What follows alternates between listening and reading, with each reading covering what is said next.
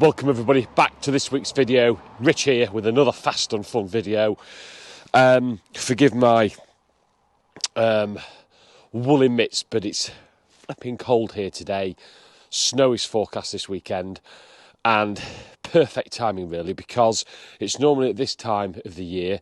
For the last couple of years I've done videos on storing of vehicles over the worst of the winter months. Always creates lots of debate on social media, whether it's been on YouTube, I've done some videos on TikTok and various other platforms. Always generates lots of comments, feedback, do's and do nots, and lots of questions. And what I've done is I've gathered lots of questions together that I've received, some in comments to a request, others in email, and others on older videos, and I've put them all together into a Q&A for this week's video, all around storing of the car over the winter months. So I've got them all here. I'm going to go through each one and every one, answer as best as I can. The first area, I've tried to group the questions because I've had various ones on fuel, I've had tyres, battery, starting of engines, etc. So I've grouped them into areas, and we'll start at the top. Probably with the most content has all been about fuel. So first question on fuel is, why leave a tank full of fuel? That's a historic reason really. You want to reduce the amount of air in the fuel tank, in the fuel system. Air can allow moisture to form. If moisture forms, corrosion and rust in your fuel system, tank, lines, etc. More of an issue in older cars. More recent modern classics over the last 20 or so years, they've traditionally moved to plastic tanks rather than the metal tanks, but it's something that I always do, always fill it up. The second one is, do or should I add fuel stabiliser? I don't personally, based on two reasons. One is I only store the vehicles for up to 6 months, I only intentionally plan to store the vehicles for up to 6 months. My Clear 182 is an exception to the case. And as a result of that, I find that there's no need for fuel stabiliser. If it was beyond that, then I would use a fuel stabiliser. The second reason is because I only ever use E5 super unleaded. So compared to the traditional E10 unleaded, which has got a much greater content of ethanol. What you don't want is ethanol is bad, because ethanol will absorb moisture and water. If it absorbs moisture and water, then that leads to, again, the potential for corrosion and rust problems in your fuel system. So for those two reasons, I don't use it, but that is not saying not to. It's probably a really good thing to do. I've just never done it personally myself. Is it best to empty the fuel tank long term, but still fill it the short term? A lot, I suppose, depends on the term long term and short term. I am no expert in long term storage. If it's up to 6 months, as I say, I don't think there's no need to empty the fuel tank. I just don't want any air in there at all. Fill it, brim it up with super unleaded E5. Use a fuel stabiliser if you want, and you should be good to go. If you're taking your car off for long term, probably 12 months or more, then there's probably more preventative things that you need to do that actually I'm not best placed to answer that. Tyres is the next one, and this caused lots and lots of discussion on tyres. Next up is, how do I avoid flat spotting of tyres? Two ways for me for doing that. A flat spotting is where the tyres remains in its same position for a long period of time and it just wears on the contact patch with the ground. Two ways of preventing that. One is overinflating the tyres when you put it into the garage. I did have a separate question about the overinflation of tyres, by how much. I normally work on increasing the tyre pressure by about 10 psi. So if your car normally runs 30, 32 psi, I normally overinflate to about 40, 42. If a car runs slightly firmer tyre walls, about 34, 35 psi, I'll inflate to around about 45-ish psi. So somewhere around that is a broad brush. The second way I prevent flat spotting is also, if you have the space in the garage, either at the front or the back of the car, is to every week or 2 weeks, I will push the car either back or forwards. And as long as you've got probably 2 feet, 50, 60 centimetres either side, you're then able to rotate the wheel through 90 degrees, ideally 180 degrees, and you can keep moving it backwards and forwards, just preventing any single part of the tyre for prolonged periods being in contact with the ground. And I've never had an issue with flat spotting.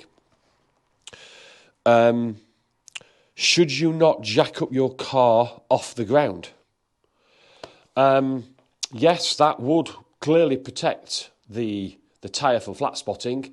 The problem with that, then it puts your suspension into a full sag position, and I don't think that's good for your suspension. Your struts in particular, your suspension, I would want to keep in their natural position, which is 4 wheels on the ground. So yes, it would prevent flat spotting, but it's not what I would do. I think if you overinflate and move the car backwards and forwards, that should suffice. Why not use tyre cushions? So if you've seen the tyre cushions, they're plastic cups really that you can drive your car onto. They sit in a... they just enable the tyre to distribute, instead of through a single patch onto the floor, distribute the weight of the car across an arc of the tyre, therefore preventing flat spotting. I think if you didn't have the space to the front or rear of the car longitudinally through the garage, then absolutely tyre cushions or cups would be certainly a viable option for your tyres. Next up is batteries. Wow, did this cause some discussion too? We'll come to the front of the R8 here, which you'll see my CTEK battery tenderer that is pretty much constantly plugged into cars like the R8, my Mark 1 MX-5, and normally the Subaru as well. So, batteries. Would I advise disconnecting the battery? If not possible, to use a battery tenderer or charger? So if you haven't got an electrical power supply and it's not possible for you to connect some sort of electrical device to the battery, then yes, I absolutely would disconnect the battery. Perfect position is actually, easy job is just to disconnect the two terminals, so leave the battery isolated. Even better solution is actually take the battery out if you want to, and you can then go and store it somewhere in a more favourable climatic condition, because clearly cold does make batteries suffer more. So the negative to that is you're removing power from the car.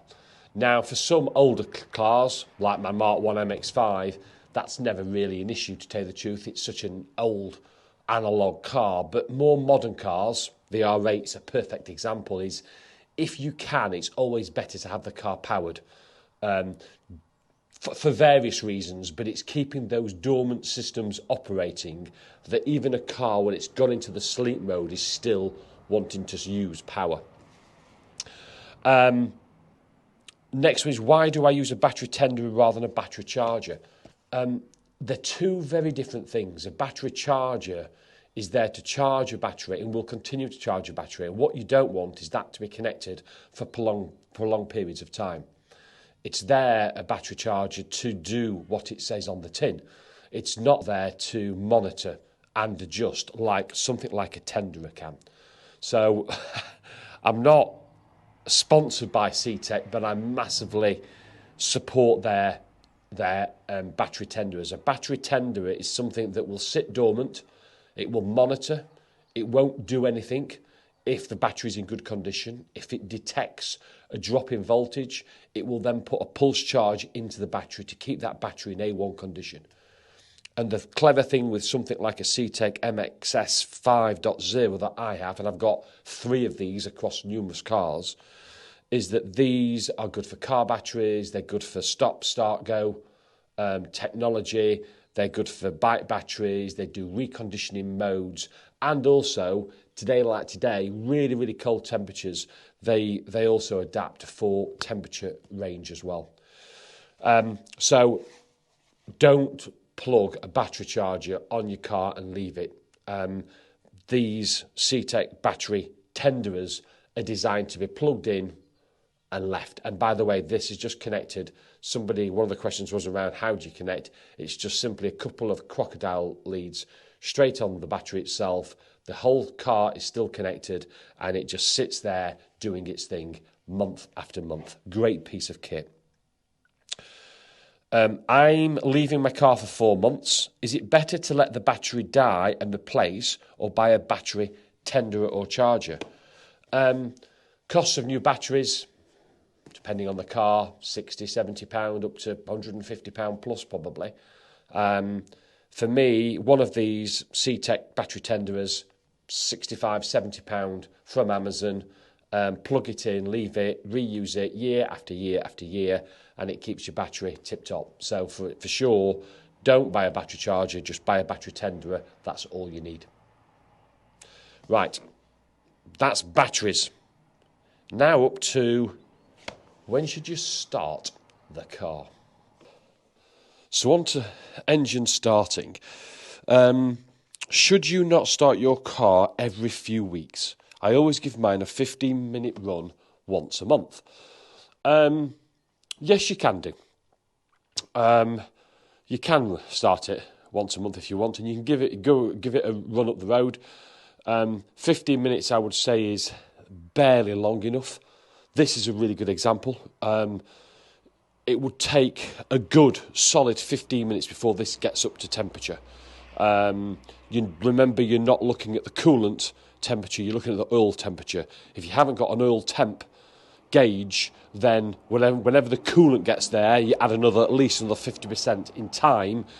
So if it's 10 minutes to get your coolant water temp up to operating correctly, the oil's likely to take you 15 minutes.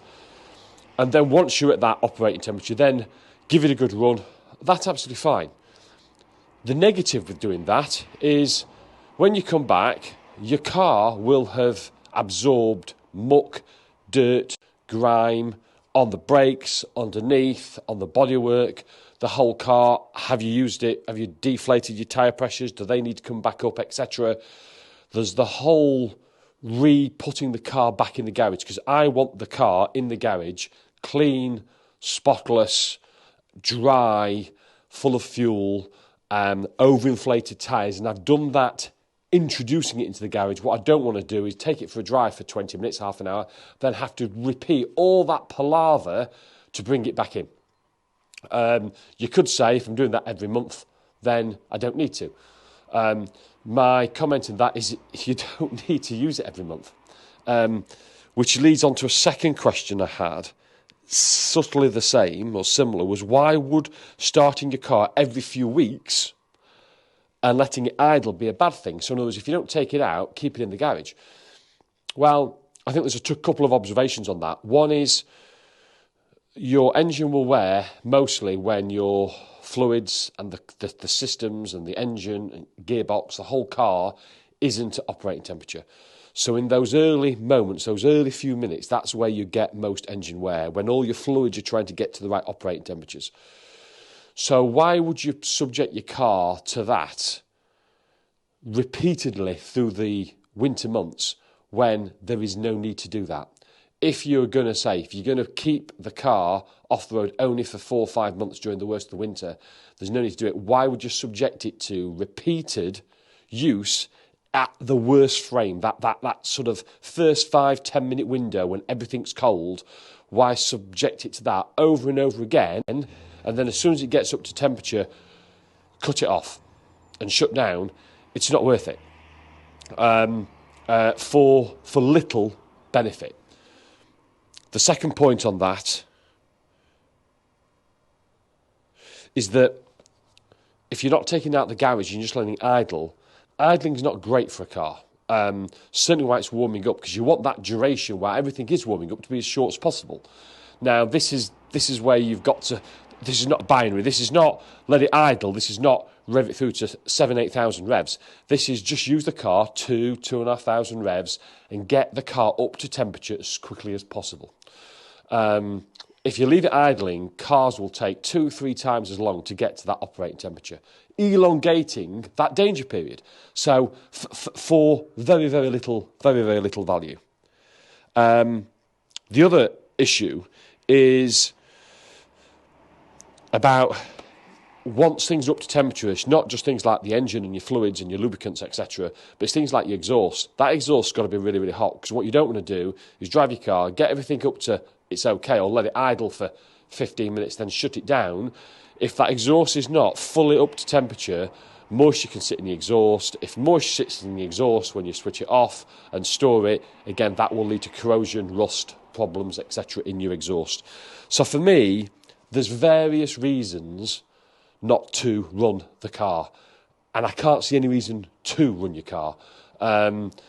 If you were taking it off for long periods of time, I can see value and benefit in that. But I think if it's just for a few months during the winter, my view is don't run the car at all. Don't put it through those sequence of cold starts that just aren't needed. So they were the main grouped questions: fuel, tyres, batteries and starting. Now we've got more one-off type of questions. Should you change your oil before storing? Yes, I tend to do that. I think it's a good thing to service your car, at least do your oil and your filters before you put it in storage. It's better to store it with clean, fresh oil. Oil can attract a thing called sulphur, which is acidic in its nature and does form in older used oil. So for me, if you can, try to service your car. At least give it that oil change before you put it into storage. I don't have a garage. Would you recommend any outdoor covers? I wouldn't recommend any outdoor covers. I would never put an outdoor cover on any of my cars. And I've learnt through bad experience of doing it myself a fair few years ago. The problem with outdoor car covers, and there's some great technology out there now, that will line the car and keep it dry and keep it waterproof. The problem you have is the temptation to ever use the car, and if you use the car, then you've got to repeat the procedure. And repeating the procedure in an outdoor environment, getting it moisture-free, dry, perfectly clean, is an incredibly difficult thing to do. Wind is a massive enemy with car covers as well. Even the very best that are strapped down will move in the wind and can cause abrasion, can cause damage to the paintwork. And when we do get the more sunnier, brighter days, where if your car is left without a cover, it gets that sunlight, it dries the car, and it puts it in a much, much better position than the condensation that will form on most outdoor car covers, which just leads to corrosion and rust. So there's lots of negatives for me. If you want to keep your car off the road and you haven't got a garage, couple of options. Safest option is wash it, clean it, and then put a really good wax coat, even ceramic coat it, protect the paintwork, leave it not under vegetation, trees, bushes, etc. Keep it, if you can, somewhere away from those, give it a really good wax and ceramic coat, and you should be absolutely fine. There is an option to use outdoor tarpaulin type of devices as well. The problem, and I covered one of those a couple of years ago, the problem there is they're very, very susceptible to wind, which is not great. Is it worth using dehumidifiers inside the car to prevent moisture and mould forming? Yeah, and to tell you the truth, I did. On a couple of cars I used to use them. I've not recently, and certainly not since I've been at this place, because I've not suffered any type of moisture, whether be it in the garage or in the barn. So I don't, but if you're unsure, the disposable moisture things, absolutely pop a couple in the cabin and they'll do it no harm at all. Why should the handbrake be off? Just by the very nature that if you've put a mechanical handbrake on, you're pushing the rear brake pad onto the disc, and if there's the slightest bit of moisture, they will just, over time, can seize on the pad onto disc. Garages, by the very nature, are flat, should be no need for a handbrake. And also, if you're rolling the car backwards and forwards every few weeks, what you don't want is the handbrake on. Should you leave your car in gear? No, there's no need to leave it in gear at all. Again, assuming that the garage, you haven't built a garage on a big hill, the garage floor's flat, no need to leave it in gear. Again, why leave it in gear? You could put chocks if you need to, but as long as the garage floor's flat, there's no need for that. And again, it's just so you can move the car backwards and forwards. And then the final question was around rodents. Do I have anything on rodents, nesting, eating looms, so proofing the underside, chassis, engine bay, etc., because they live in a rural location? Well, so do I, actually, being on a small holding in a rural location, and we do have rodents, like any barn small holding does with animals. I, touch wood, have never suffered any issues with regard to rodent damage to any of the cars, including the ones up in the barn. That may be because I've got too much chicken food and sheep food for the rodents to eat that rather than start eating and nesting in car bits. So I'm not an expert in that area. I've not suffered with those problems, fortunately. So yeah, I'm very, very limited, having never had that issue before, what to recommend. I'm sure there's things out there other than put what we've got all around the small holding is rodent traps and devices to catch those mice or rats that roam around many of our garages and barns. So not a great answer there, unfortunately, but that's it. So I hope I've covered off a whole range here of questions. I hope I've given you my view on the answers. I'm sure this will generate more dialogue, more thoughts, more views, more comments.